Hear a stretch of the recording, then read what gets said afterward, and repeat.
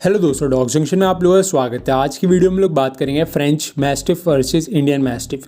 दोनों में से कौन सी एक डॉग ब्रीड आपके लिए ज़्यादा सूटेबल रहेगी और किस कंडीशन में रहेगी, इस वीडियो के बाद आप लोगों को पूरा अंदाज़ा हो जाएगा। सबसे पहले हम लोग बात करते हैं इनकी लॉयल्टी के मामले में।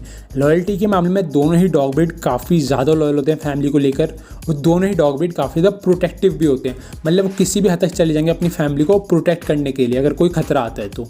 इंटेलिजेंस की बात करते हैं तो ये डॉग टू डॉग वेरी करता है, लेकिन जो मैंने देखा है कि इंडियन मैस्टिफ थोड़े से ज़्यादा इंटेलिजेंट होते हैं फ्रेंच मैस्टिफ के मुकाबले, जिसे कि आपको ट्रेनिंग देते हुए भी ज़्यादा दिक्कत नहीं आएगी। अगर आप खुद से भी ट्रेनिंग देते हो तो आप इंडियन मैस्टिफ को ईजिली ट्रेन कर सकते हो। लेकिन अगर मैं बात करता हूँ फ्रेंच मैस्टिफ की, तो आपको उसके साथ टाइम ज़्यादा स्पेंड करना पड़ेगा अगर आप खुद से ट्रेनिंग देते हो। अगर आप ट्रेनर हायर करते हो तो आपको काफ़ी कम टाइम लगेगा, बेसिकली वो ट्रेनर ही काम करेगा। तो आप अपने डॉग को खाली चेक कर सकते हो कि वो सीख रहा है या नहीं सीख रहा। अगर आप एक फर्स्ट टाइम डॉग ओनर हो तो दोनों ही डॉग ब्रीड आपके लिए सूटेबल है, लेकिन अगर आप उन्हें प्रॉपर टाइम दे सकते हो। अगर आप अपने डॉग को प्रॉपर टाइम नहीं दे सकते तो दोनों ही डॉग ब्रीड में से किसी भी डॉग को सोचने की ज़रूरत नहीं है, आप किसी दूसरी डॉग ब्रीड की तरफ जा सकते हो, क्योंकि दोनों ही डॉग ब्रीड टाइम तो मांगती ही मांगती है। अगर आप इन्हें टाइम नहीं दोगे तो ये दोनों डॉग ब्रीड आपके लिए सूटेबल नहीं है।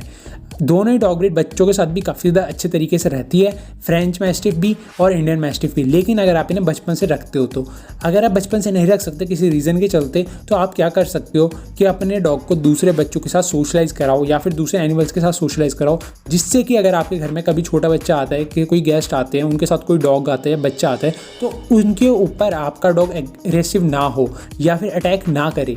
तो इसके चलते आपको सोशलाइज़ कराना ज़रूरी है। अगर आप नहीं कराओगे तो आपका डॉग बेवजह अटैक करेगा खतरा समझ के, तो ये चीज़ हो जाती है। इसके चलते मैं आप लोगों को बोलता हूँ कि अपने डॉग को बचपन से सोशलाइज ज़रूर कराओ। बाकी अपार्टमेंट लिविंग के लिए दोनों ही डॉग ब्रीड सूटेबल नहीं है ज़्यादा। अगर आप रखना ही चाहते हो तो आपका मिनिमम घर होना चाहिए 3 BHK का। अगर आप 3 BHK से छोटे घर में रखते हो तो दोनों ही डॉग ब्रीड एग्रेसिव हो सकती है, क्योंकि दोनों ही dog breed large to giant size की डॉग ब्रीड है। इन्हें स्पेस की रिक्वायरमेंट होती ही होती है। अगर आप इन्हें छोटे से घर में रखोगे तो दोनों ही डॉग ब्रीड एग्रेसिव हो सकती है। लेकिन अगर आपका एक फार्म हाउस है तो आप बेझिझक रख सकते हो, आपको बिल्कुल प्रॉब्लम नहीं आएगी।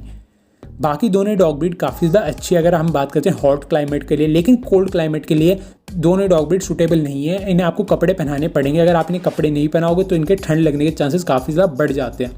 हेल्थ इशू के मामले में दोनों डॉग ब्रीड सिमिलर है। Hip डिस्प्लेशिया, elbow डिस्प्लेशिया, skin problems, I related problem हो जाती हैं, और ईयर में इन्फेक्शन होने के चांसेस रहते हैं इन दोनों डॉग ब्रीड में। ये चीज़ सिमिलरिटी है। दोनों डॉग ब्रीड काफ़ी ज़्यादा अच्छे गार्ड डॉग हैं और वॉच डॉग का काम भी बखूबी कर लेते हैं।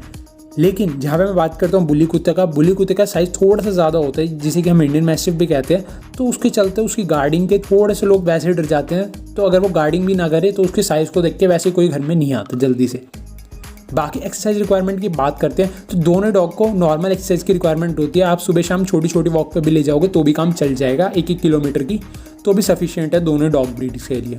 बाकी इनका प्राइस की बात करते हैं तो जो स्टार्टिंग प्राइस होता है बुल्ली कुत्ते का, वो हो जाता है आपका 10 to 12,000 से स्टार्ट।